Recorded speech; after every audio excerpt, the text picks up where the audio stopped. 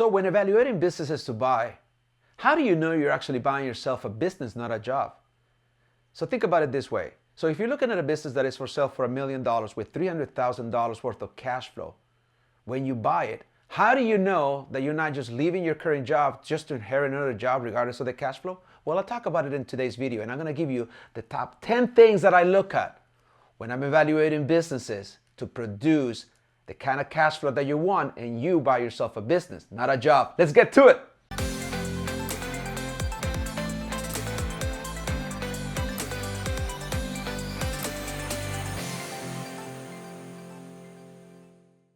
Hey everybody, welcome to my channel. I am your host, Leo Landaverde, business broker and commercial lender, helping you buy and scale a profitable business. If you are a small business owner looking to increase your wealth by buying a profitable business, or a W-2 employee or executive looking to leave the rat race behind by buying a profitable business, you are in the right place. Please subscribe to my channel. Don't forget to hit the bell. You'll be notified every Thursday when new videos come out. Here are the top 10 indicators that you are buying a business, not a job. And here are the things that I look for, not necessarily in any particular order, but we're going to start with what I call number one is long established business. We are talking about 10 plus years in business, if you can. Now, I have businesses in the market right now for sale that have been around for 17 years, 40 years, 22 years, 80 years. The longer that a business sticks around, the more that they are beyond the proof of concept, the more likely they are to stick around. So if a business has been around for 10 years, what are the chances they're going to stick around a little longer? This is the reason why I don't like startups, nor do I suggest that you buy a startup. The problem with a startup is, if you haven't figured that out, is that 90% of startups fail within the first 5 years. So if a business, so only 10% of all businesses that get started in 2023, if you're watching this video in 2023, will be around in 2028. There's a high mortality rate, and this is a reason why I don't like startups. I have been involved with startups. Some have failed, some have succeeded.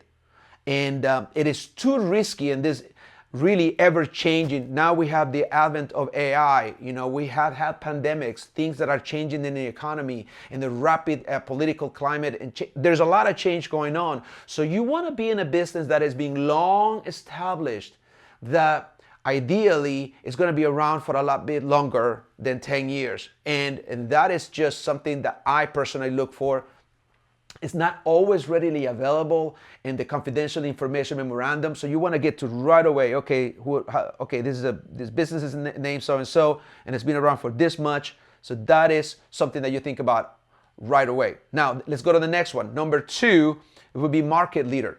Not only do we want this business to have been around for a long time, you want it to be in the top 3 players of any given market. Now, it may be that for you to look at a top 3 player in any given market, assuming that you're in a good size, midtown, maybe with 100 to 500,000 people, that a market leader may be actually doing about $3 to $5 million in revenue. So that means that if you don't have at least $300,000 to put down, you may be able to compete. They don't always have to be the top 3, but they have to be a market leader. There must be some unique selling proposition, or what I call a USP. Write that down. What is this business's unique selling proposition? What is their unique take of how they do things? And if that is something that is defensible, is that a defensible position? Market leaders always have a defensible position. Now, you don't have to be number 1 to be eligible, but you have to be up there.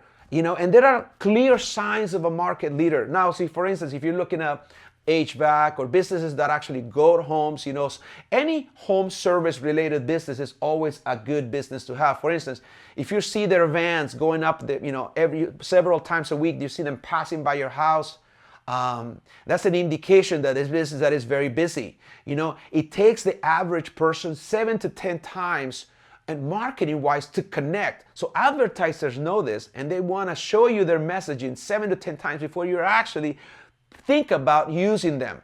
So if you see this business in and around town coming in and going, that's a sign to me that there is some market leadership.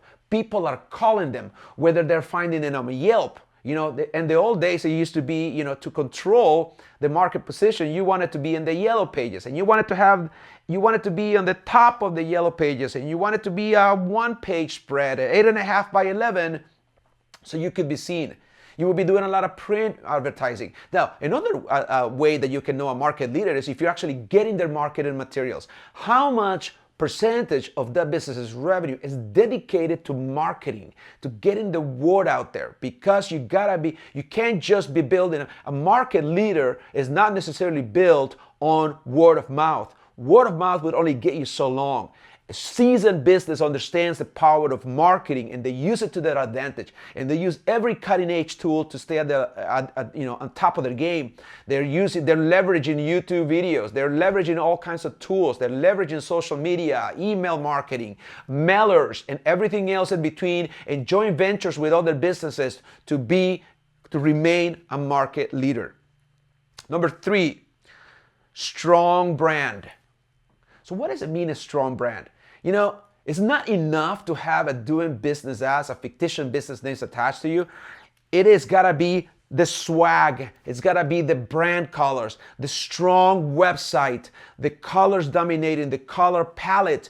And every marketing tool has that color palette. For instance, you will know Netflix. If you watch Netflix, there's the N and there's the red against the black background. There are certain tonalities and the colors that make a brand. Now, if your business that you're buying is not branded, that is a clear sign that it is not a market leader, and it probably hasn't been established long, and they probably don't have plenty of social proof. One of the first things that I do when I'm actually teaching my students to actually analyze businesses is to go straight to the social proof. Now, if this is a retail business, how many Yelp reviews do they have? The more, the better. Now, I would think differently than from a business that has 10 Yelp reviews than a business that have 400 Yelp reviews. And if most of them are 5s and 4s, that tells you that there is enough social proof to make the brand strong. Smart business owners that have built the team actually recognize that. Now, here's a key indicator. Now, you have a team of people dedicated to market, which means you have a marketing head, a head of marketing, depending on the size of the business, that is preaching the gospel of that business, the swag, the context, the uniforms, the decal on the cars, the email marketing, right, that has the swag of the business, the branding colors and all that. That's part of what I call, you see how these things kind of tie together. Being established long, a market leader will actually have a strong brand. Now, let's go to the next one. 4, recession proof. Now, this became a really big deal during the pandemic. Now, a lot of businesses came and went during the 2008, 7 and 8 recession. If you were tied to real estate in any shape or form, you probably did not survive.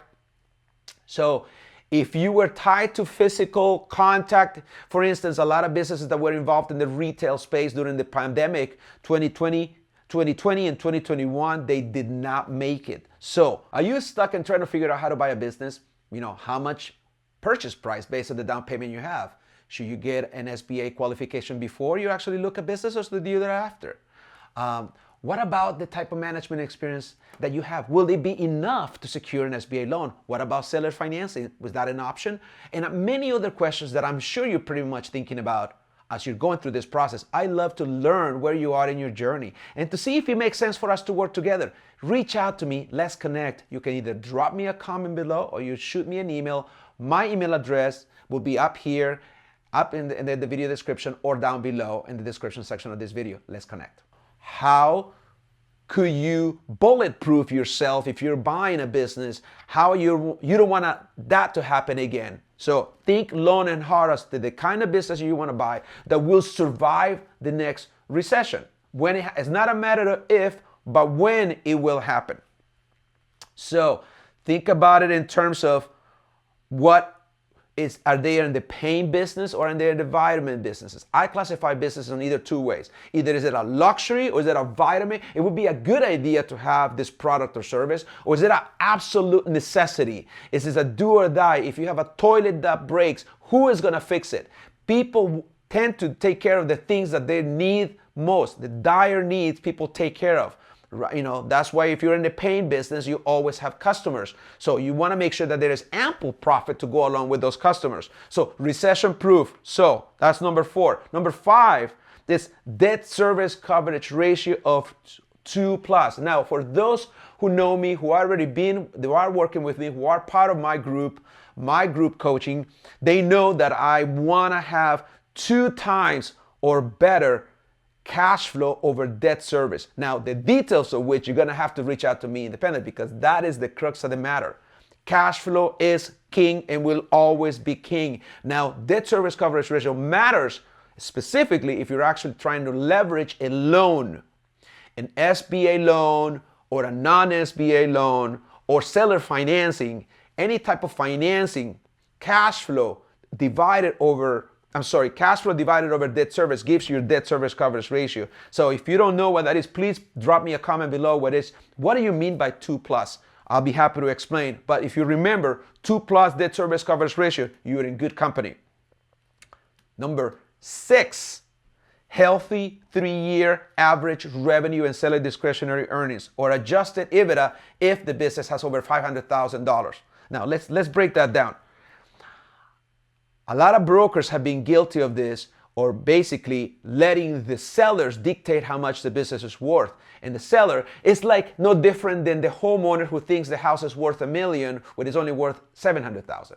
So you have to be very careful, and me as a broker, I'm very careful to average things out. I teach my students to average things out, 3-year spread or the 4-year spread of tax returns and interim financials. So what I mean by that is, if you take 3 years worth of tax returns, and it's easy if you're doing $1 million on revenue and $100,000, the average is going to be $1 million worth of revenue and $100,000 worth of seller discretionary earnings, right?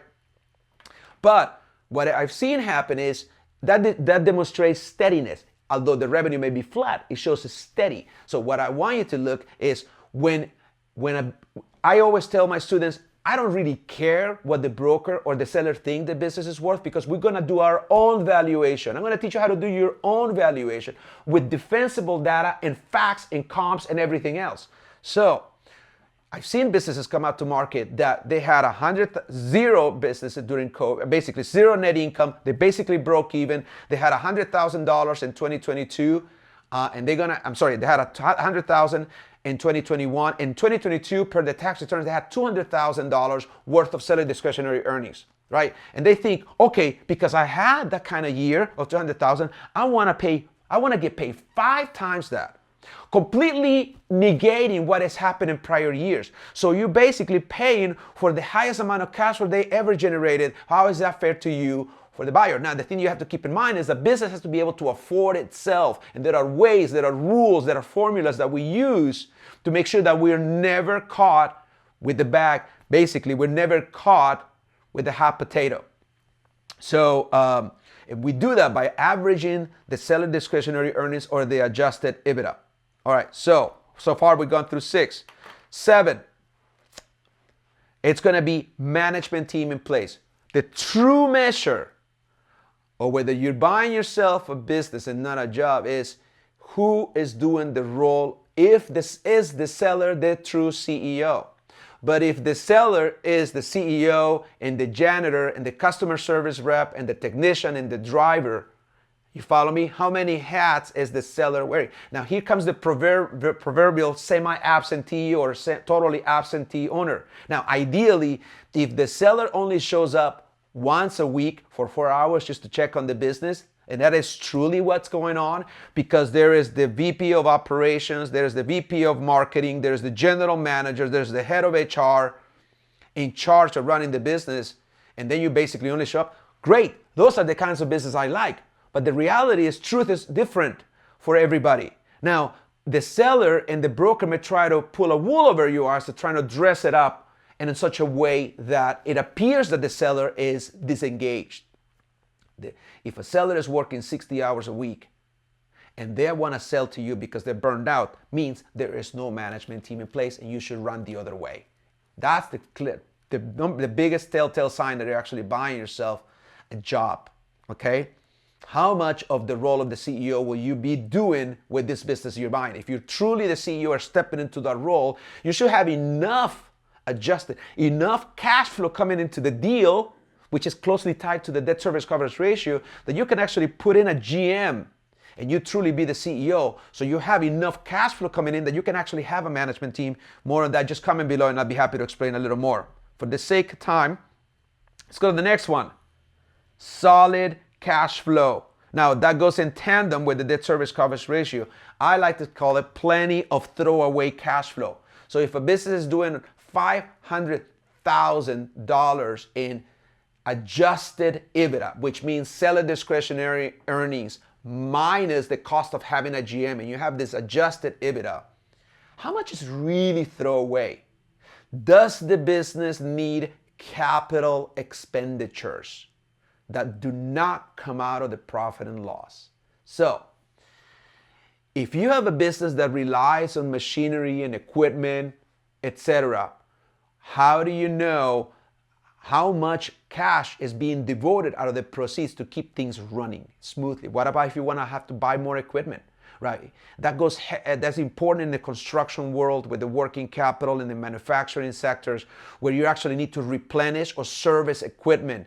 And restaurant business are notorious for having a lot of capital expenditures, at least on improvements, okay? So let's go to the next one. Strong systems and processes. That to me is the holy grail of actually buying a business and not a job.